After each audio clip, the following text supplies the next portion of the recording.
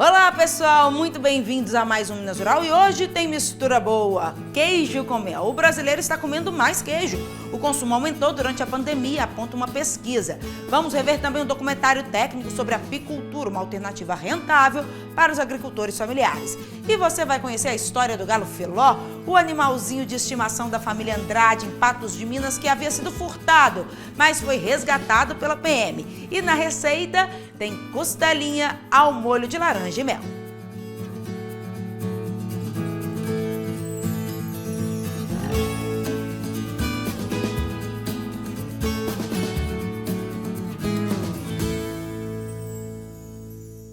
Atenção produtor, participe do 7º Prêmio Emater Minas de Criatividade Rural. Se você desenvolveu algum projeto inovador na sua propriedade, faça a inscrição e concorra a tablets e smartphones. Podem participar produtores rurais, associações e cooperativas.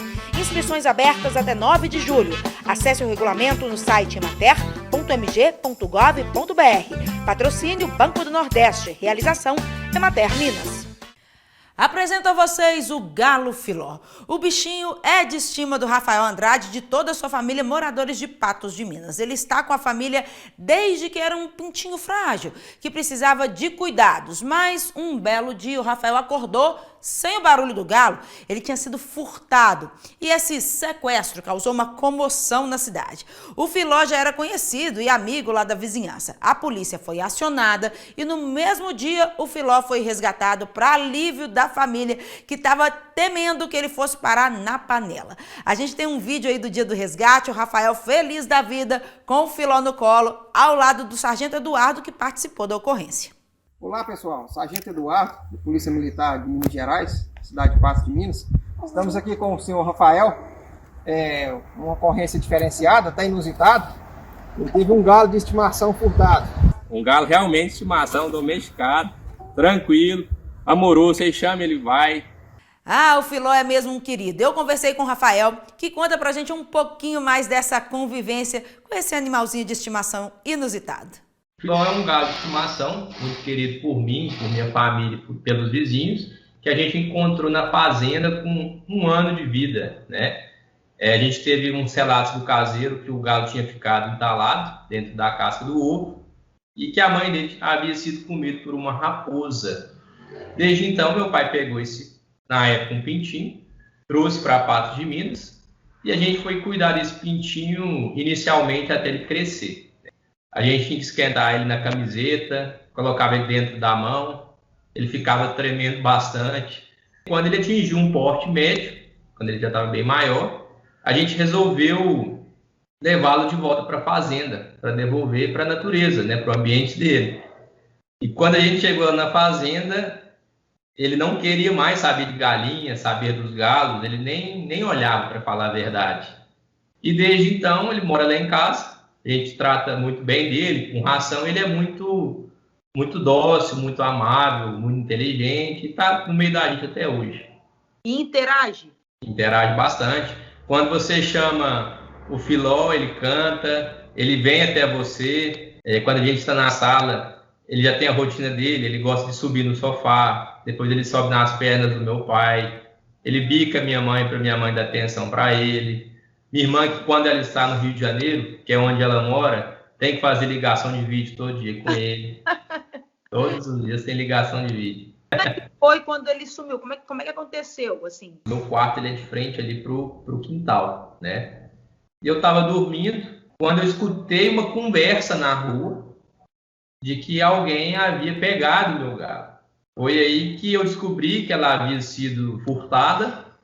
E foi aí que a gente já prontamente entrou em contato com a polícia, né? A gente entrou em contato com a polícia, a gente foi no vizinho ao lado para pedir a câmera pro rapaz que mora lá, e a gente conseguiu algumas imagens, as primeiras imagens da pessoa que furtou o filó, através dessa câmera. Aí passamos para a polícia, aí foi toda uma novela ao longo do dia. A cidade inteira se mobilizou, né? Muitos veículos de comunicação também se mobilizaram. Foi rápido? Ele voltou rápido para casa?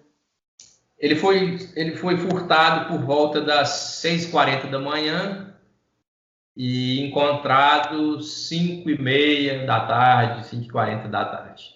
Mas aí, nesse intervalo de tempo, todo mundo preocupado, né? Horário do almoço chegando, esse frango vai para a panela, e aquela tristeza, bateu em mim, bateu na minha mãe, bateu na minha avó, minha irmã também, que é muito apegada com ele, chorou.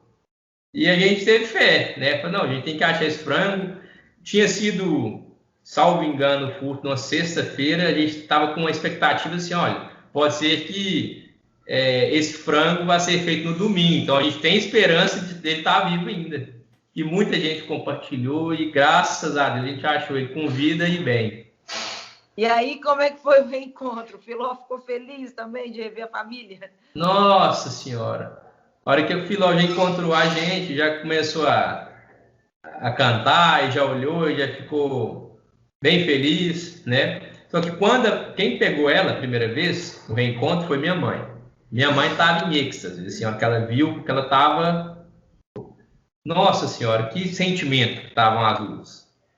Aí minha mãe pegou a Filó e a Filó ficou quietinha, né? Acho que ela estava um pouco assustada, né? Porque o rapaz que tinha subtraído ela pegou ela de mau jeito, pegou ela de cabeça para baixo. Então ela estava um pouco assustada, talvez um pouco machucada, mas ela voltou para casa no mesmo dia, feliz. A gente já deu bastante comida para ela, colocou ela na casinha dela, que ela tem uma casinha. A gente limpa todos os dias a casinha dela, tem travesseiro, tem tudo que você imaginar. Filó nunca vai para a panela. Nunca. Vou deixar aqui o meu abraço pro Filó. E vocês têm aí em casa também um bichinho de estimação que não é muito comum no sítio, na fazenda, aquela vaquinha mimosa que atende pelo nome, que deita a cabecinha no colo, um burrinho. Ó, conta pra gente, manda um vídeo com esse xodozinho da casa pro WhatsApp 31 98 453 6231. Comenta lá também nas redes sociais da Emater, no nosso canal do YouTube, que eu adoro bichinhos e vou gostar de conhecer essas histórias. E o brasileiro está comendo mais queijo. Uma pesquisa realizada pela Tetra Pak em parceria com a consultoria global Mercados Lexis Research apontou que 46% dos entrevistados brasileiros afirmaram ter aumentado o consumo de queijo durante a pandemia. O índice é ligeiramente maior do que a média global de 1/3 dos entrevistados. A maior alta foi nos países asiáticos, com destaque para a Índia, 60%, a China, 41%, seguida aí da Turquia, com crescimento de 54%. O levantamento foi feito em março desse ano e ouviu 4.500 pessoas em 9 países, do Brasil, Estados Unidos, Alemanha, Itália, Índia, Rússia, China, África do Sul e Turquia. A pesquisa ainda apontou que 84% dos entrevistados brasileiros consomem queijo regularmente no café da manhã. Eu sou um deles. E boa parte do país, 79%, prefere os queijos de sabor salgado. Mas estão abertos aí às novidades, queijo com azeitona, queijo com ervas, especiarias. Segundo a pesquisa, o brasileiro escolhe o queijo mais pelo sabor do que pelo preço. E de acordo com a pesquisa também, a alta no consumo durante a pandemia se justifica porque alterou o comportamento da população que está passando mais tempo em casa aí com a quarentena. Para o coordenador técnico da Emater, Milton Nunes, as vendas online, que cresceram também nesse período, também favoreceram a maior comercialização dos queijos. Então nós tivemos no início da pandemia, quando tivemos o fechamento de restaurantes, bares, delicatessens, os produtores, as indústrias partiram para as redes sociais, partiram para o e-commerce. E hoje é uma realidade. Nós temos, por exemplo, no queijo artesanal produzido em Minas Gerais, aqueles produtos registrados junto ao Instituto Mineiro de Agropecuária, a facilidade para entregar os queijos nos grandes centros. Então você pede hoje os queijos através do Instagram, das redes sociais, e isso facilitou o consumo e facilitou para o produtor o escoamento da sua produção. A produtora Joelma Taroco, do município de São João del Rei, aproveitou a onda e está vendendo mais queijo desde o início da pandemia. Segundo ela, também teve aumento nos custos da produção, mas a alta do consumo do queijo compensou aí essa balança. O início da pandemia, o ano passado, foi muito complicado. Nós ficamos muito assustados, até demos uma parada na produção do queijo e começamos a vender o leite para o laticínio.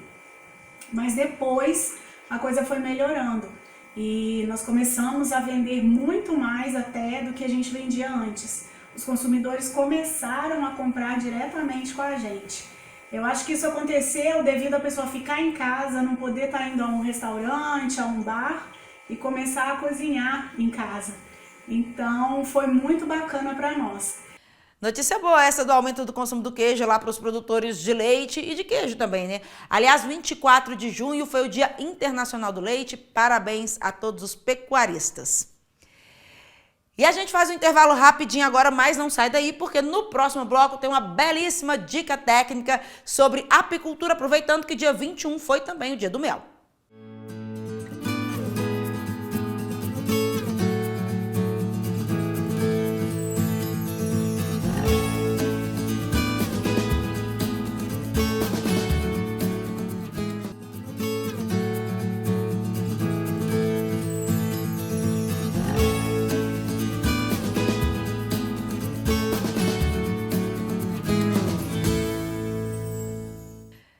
De junho foi o Dia do Mel, então nós vamos rever a dica técnica sobre apicultura com belíssimas imagens e ricas informações para quem quer montar um apiário e investir aí nesse negócio.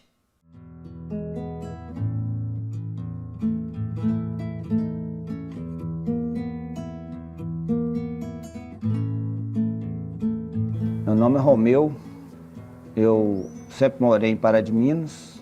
Trabalho com apicultura desde que formei em florestal, técnica agropecuária. Eu sou do campo, eu gosto do campo. Cidade eu gosto só para passeio, e minha área é campo.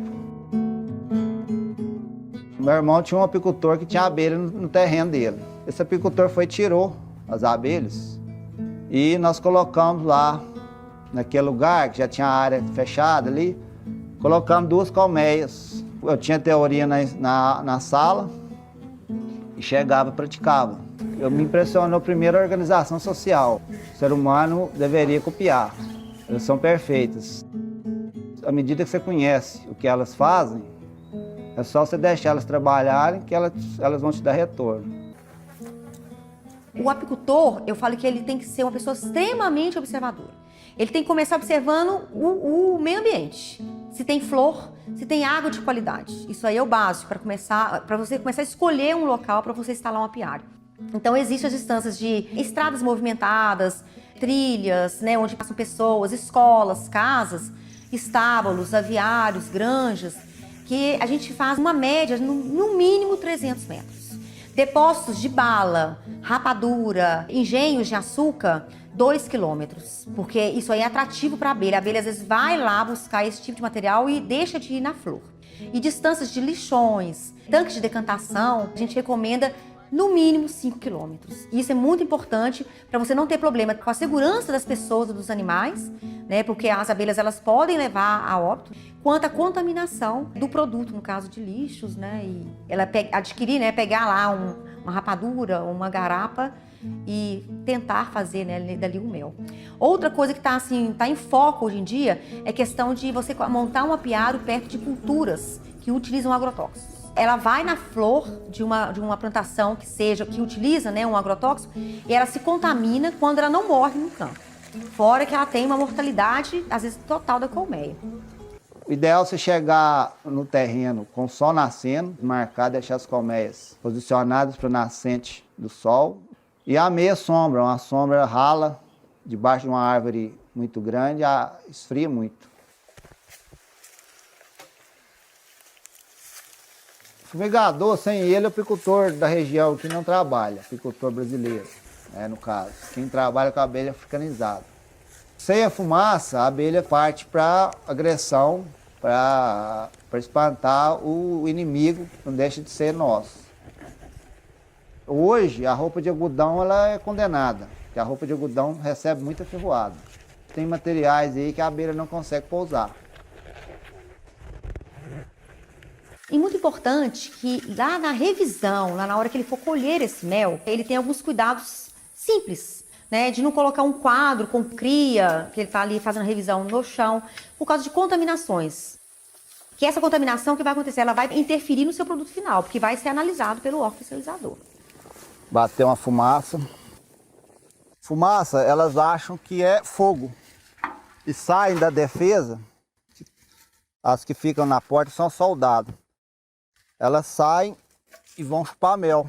Elas acham que pode precisar de ir embora. Para produzir os favos, elas precisam estar de barriga cheia. Então a gente jogando fumaça, elas vão partir para procurar alimento.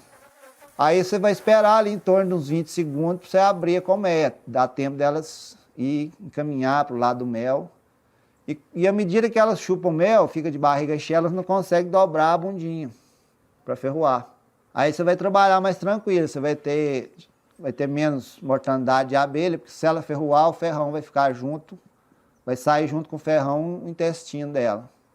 O apicultor mais experiente, ele abre a caixa, ele sente o barulho, ele sabe que tem alguma coisa diferente. Ele vai ter que observar a postura de rainha, então ele vai ter que avaliar se a rainha ela é boa, se a rainha é ruim, o que está acontecendo. Que a abelha, ela diz muito para o apicultor, tanto a rainha quanto a operária quanto o zangão. Ele tem que avaliar a questão de alimento. Está faltando alimento? Por que está faltando alimento?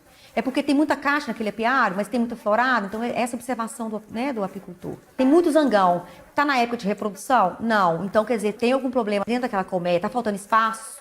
Ah, está na hora de tirar mel, mas eu não posso tirar mel. Mas você tem que tirar, porque senão você vai prejudicar aquela colmeia. O apicultor consciente, ele vai tirar o excesso de mel da colmeia, e não o mel todo. A preferência delas é consumir o novo, deixar guardado. Então nós vamos tirar esse excesso de mel. A tela excluidora, o objetivo dela é não deixar que a rainha bote na parte de mel. Se o apicultor deixar sem tela, a rainha vai botar muito em cima. E aquilo vai contaminar. Na vinda já vai misturar, já vai espremer uma larva, já vai cair no mel. Não é uma coisa saudável, que vai cair a qualidade do mel, pode até dar problema na análise. E não é o certo e é uma coisa muito fácil de ser evitada. Você deve trocar ela todo ano e fazer uma limpeza nela. Senão ela fica obstruída, atrapalha a colmeia. O quadro é um favo da caixa. Ele precisa do arame para facilitar o manuseio, que o favo vai ficar firme ali com o arame. Sem o arame, o favo novo ele vai acabar quebrando. O favo que tiver mel, não funciona. E a cera, sem a cera alveolada, a abelha pode puxar ali tudo torto, fazer excesso de zangão. Você não consegue tirar um favo para fazer uma revisão. Então, sem um apicultor profissional, não trabalha sem a cera alveolada. Eu gosto muito da chá de fenda, porque o primeiro quadro que a gente tira, sempre ele está muito agarrado. E o formão, ele não consegue entrar nos cantinhos ali, para você ir tirando com cuidado. O formão já é interessante para tirar o excesso de própolis, o excesso de cera. Eu gosto de usar a faca também, para cortar ali algum excesso de própolis, cera. O produto principal é o mel, né? E nós temos o mel, temos a cera, temos o pólen, temos o própolis, geleia real, o veneno de abelha e a produção de rainhas. Hoje o próprio mercado, ele é exigente. Quando o produtor chega para apresentar seu produto ao mercado, a primeira coisa que ele vai precisar saber é se ele tem a legalização, se ele tem um órgão que legalizou a venda daquele produto. É muito importante que o produtor, desde o início da atividade, já começa, né, a trabalhar dentro dessas boas práticas, dentro de um manejo adequado, né, dentro das normas de higiene adequadas, para que você, desde o início, tenha no final um lucro, né, o que você almeja, né, que é um produto que tem aí um valor no mercado. Para eu registrar a minha casa de mel, eu tenho que ter o curso de boas práticas. Através da Emater que nós conseguimos esse curso e foi mais importante do que o meu curso de técnico de 3 anos, porque o curso de técnico não me habilita a ter inspeção estadual. Estou liberado para produzir, colocar em comércio de Minas Gerais meu produto. Hoje o produtor ele tem que profissionalizar. Então ele tem que trabalhar em cima da legislação, porque se ele não cumprir a legislação, o produto dele não entra no mercado. Meu objetivo maior é ter um produto que agrada o freguês, entendeu? Fora disso, eu quero estar aqui morando no campo aqui e ter uma vida tranquila, que para mim sossego é a maior riqueza.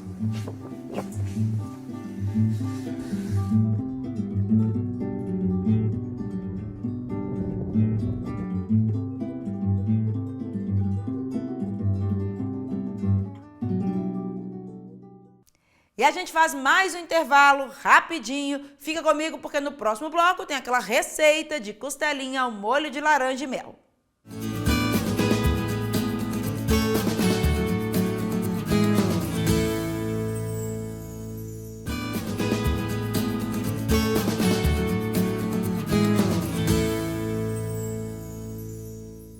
Genética superior é primordial para garantir a produtividade com qualidade na pecuária. O programa Mais Genética incentiva a mudança do perfil do rebanho mineiro através de inseminação artificial das vacas com sêmen de qualidade. Na última semana, a Emater Minas fez a entrega de kits de inseminação artificial para a melhoria da genética do rebanho no sul de Minas. 11 municípios foram beneficiados. O projeto é viabilizado por uma parceria entre a Emater, as prefeituras municipais e recursos de emenda parlamentar federal. A inseminação artificial, que promove a melhoria genética, proporciona, no final das contas, mais rendas para os produtores. Desde que o Mais Genético iniciou, em 2019, cerca de 4 milhões de reais já foram investidos na ação. E a projeção é de que o retorno para os pecuaristas seja na ordem de 200 milhões de reais. Até o momento já inseminou mais de 80 mil vacas. Já pariu mais de 46 mil vacas. É levar a genética até o pequeno. 5 vacas boas não muda a vida de um fazendeiro, mas muda do sitiante. Nós investimos aí uns 4 milhões de emenda nesse programa e já tem um retorno de mais de 200 milhões na mão do pequeno. Mais de 46 mil nascimentos na mão do pequeno. Na entrega da última semana, 11 municípios foram beneficiados pela doação dos kits de inseminação artificial. Alpinópolis, Careaçu, Guapé, Inconfidentes, Natércia, Paraguaçu, Pimenta, Santa Rita de Caldas, São Sebastião da Bela Vista e Senador José Bento e Monte Belo. Os kits de inseminação são compostos por botijão criogênico para armazenamento das doses de sêmen bovino e motocicletas, para deslocamento rápido e a baixo custo, para operacionalizar as inseminações. O projeto é resultado de parcerias entre entes das esferas federal, estadual e municipal, em benefício dos pecuaristas e da economia agropecuária mineira. Hoje nós temos no PIB de Minas Gerais, 22,6% são representados pelo PIB do agronegócio. Mostra o grande impacto positivo que a gente leva para a economia do Estado. Porque tirar leite todos os dias, só quem já tirou sabe o quanto isso é difícil. E esses produtores precisam, então, desses programas para poder ter mais renda na sua atividade, que é uma atividade tão dura, tão difícil dos produtores executar no dia a dia. Nós sabemos que isso aí dá um ganho genético, um ganho de peso, será de grande valia para toda a região do sul de Minas. E chegou a hora gostosinha do programa. A gente falou de mel ao longo dessa edição, então vamos abusar da criatividade para uma costelinha ao molho de laranja e mel. Para quem gosta desse saborzinho agridoce, é um prato cheio.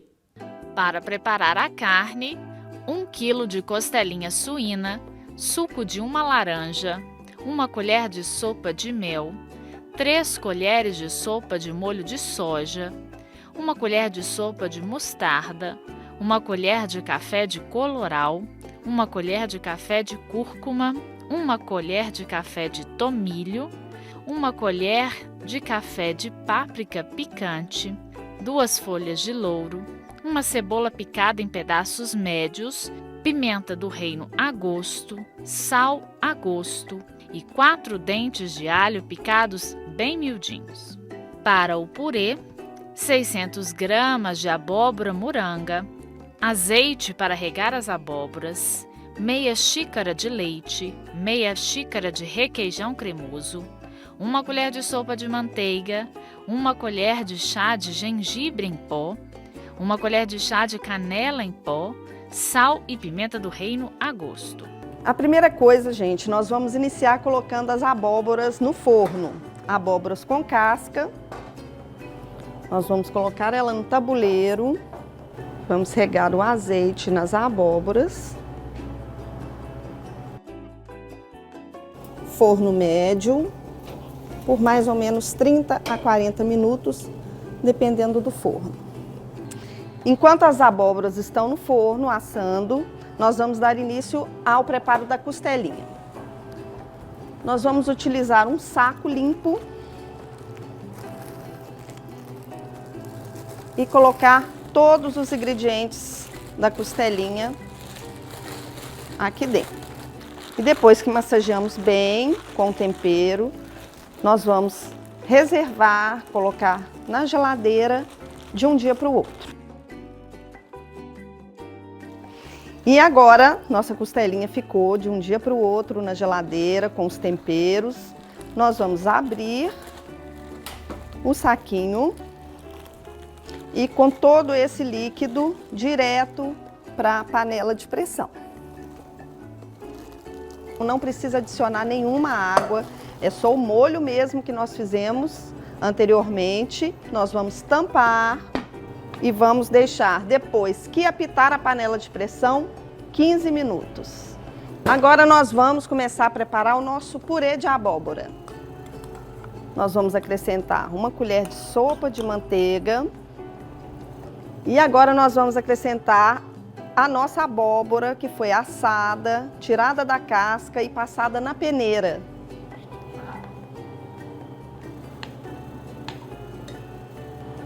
Vamos envolver a abóbora aqui um pouquinho na manteiga. Agora nós vamos acrescentar o leite. Vamos mexer para dissolver a abóbora. Agora nós vamos acrescentar a canela em pó e o gengibre em pó. O requeijão.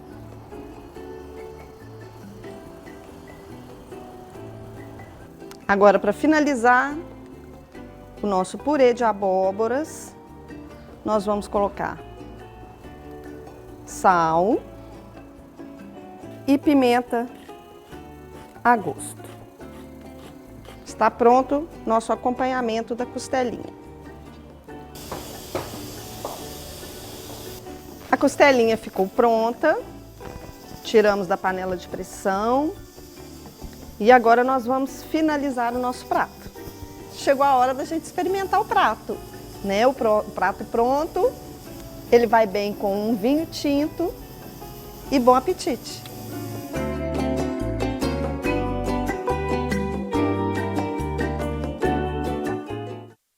Minas Geral tá acabando, pessoal, mas a gente se encontra a semana inteirinha lá no www.emater.mg.gov.br, pelas redes sociais da Emater também. A gente tá lá no Facebook, no Instagram, no Spotify com o podcast Estação Rural, e você pode rever o programa a hora que quiser lá no nosso canal do YouTube. É só procurar pela gente na plataforma. Se gostar do conteúdo, faz a gentileza, se inscreve lá no canal, curte, compartilha e deixa um comentário que eu vou ler todos. E a gente continua aí nessa conexão. Até a semana que vem. Tchau!